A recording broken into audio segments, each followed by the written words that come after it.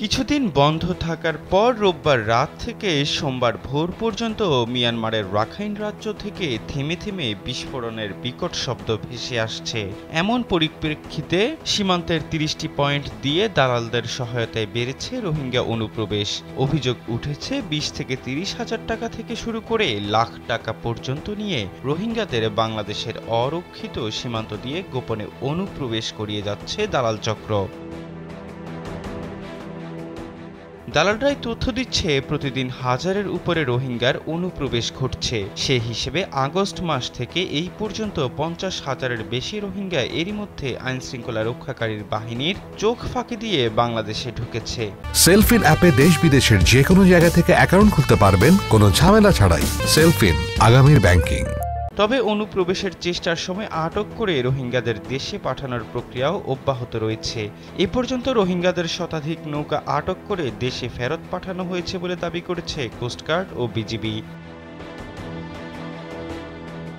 পালিয়ে আসা রোহিঙ্গারা জানায় প্রাণের ভয়ে তারা গ্রাম ছেড়ে আসতে বাধ্য হয়েছে।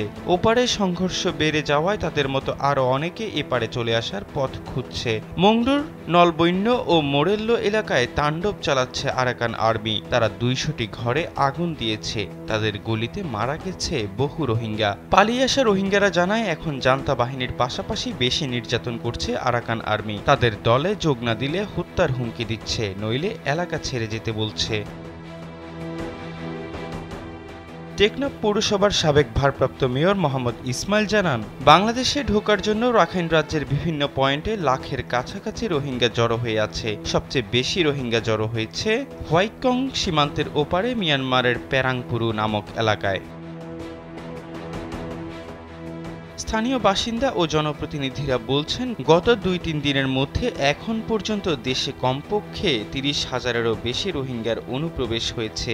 জাদিমোরা, দমদমিয়া, কেরন্তলি, বড়ইতলি, নাইটংপাড়া, জালিয়াপাড়া, নাজিরপাড়া, মৌলভীপাড়া, নয়াপাড়া, সাবরাং, শাহপুরের দ্বীপ, মিস্ত্রিপাড়া, ঘোড়ারচর, খুরের মুখ, আলীর টেইল, মহেশখালিয়াপাড়া, লম্বরি, তুলাতুলি, রাজারছড়া, বাহারছড়া উপকূল, উখিয়া, বালুখালী, ঘুমঘুম সীমান্তসহ অন্তত ৩০টি পয়েন্ট দিয়ে এসব রোহিঙ্গা দেশে প্রবেশ করেছে।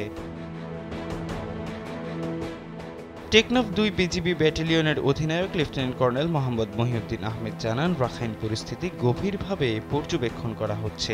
অনুপ্রবেশ ঠেকাতে নাফনদ ও সীমান্তে বিজিবির টহল বাড়ানো হয়েছে। টেকনাফ ইউএনও মোহাম্মদ আদনান চৌধুরী জানান, সীমান্তের বিভিন্ন পয়েন্ট দিয়ে অনুপ্রবেশ করা রোহিঙ্গাদের নাফনদ থেকে ফেরত পাঠানো হচ্ছে।